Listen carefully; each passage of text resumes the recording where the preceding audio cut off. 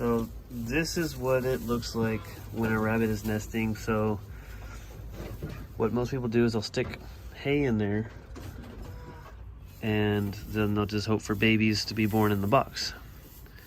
I would say you can do this however you want. I like to throw mine in the cage and she will put it in there herself. This one, however, I think is a little bit on the slow side because she took it out of there and put it on the side. I moved the box over. I threw it over here, but then I was thinking I was just gonna throw it in the box and I'm gonna wait a minute and see what happens.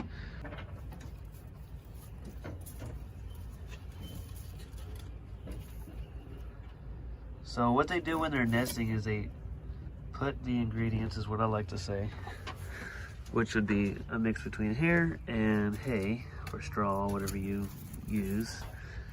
They put it in their mouth like that, and for some reason they will bend their neck all the way back. This is the one I took today. So that's what they do when they're nesting. If you're trying to figure out what it looks like for nesting, and what happens with nesting means if you see this kind of action, you are almost guaranteed to see babies in these boxes, hopefully in the boxes.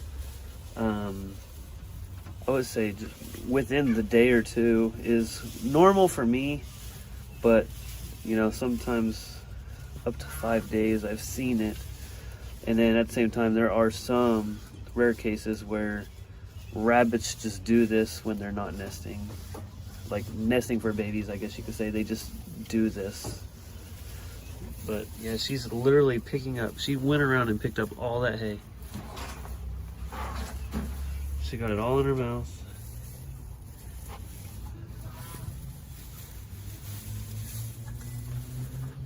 Gets it all situated. Then she puts it in her box. So I need to add some more hay in here for her to get her nice little setup. She's actually keeping it in her box.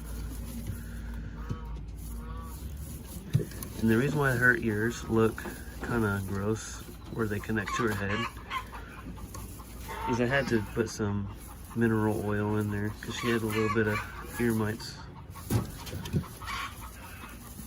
So we saw the nesting yesterday and we had babies successfully drop in here. Looks like we've got 4, 5, 6, 7, 8, 9, 10, 11. And then over here, she had babies as well. Let me pull this out. Pulled out. You can hear them squeaking a little bit. Can't get it to really focus in there. Got 1, 2, 4. Oh, they just keep going back. There's 1, 2, 3, a lot. There's a lot.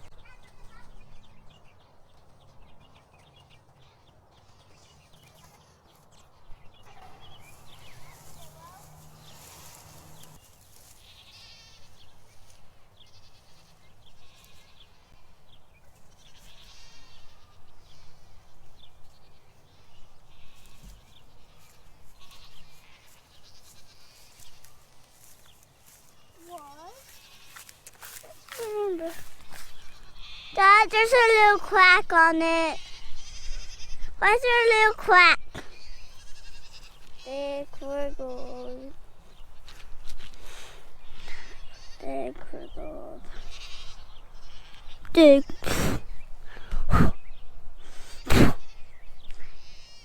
crackled. They big.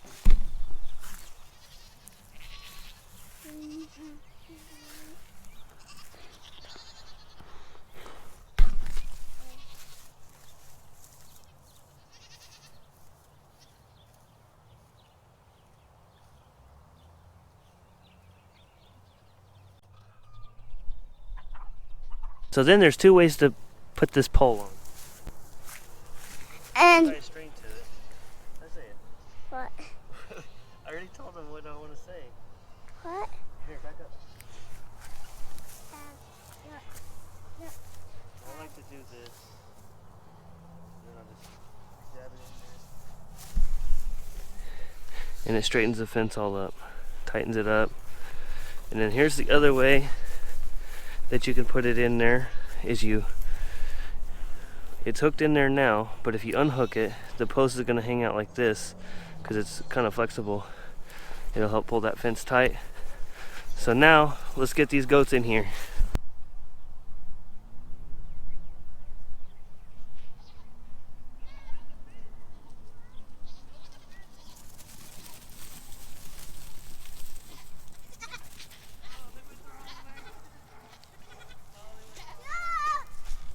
Here, give me the bucket.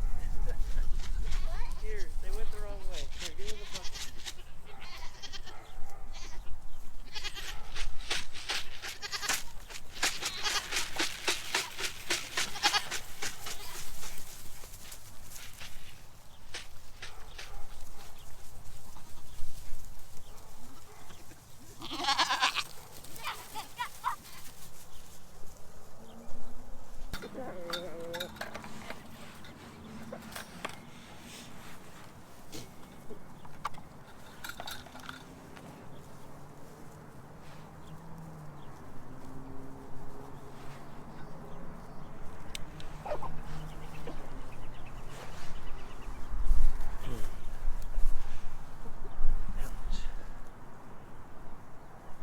So today, I learned you can't leave things nice next to the goat fence. They will pull it through and chew it up. It's still hanging on by a thread.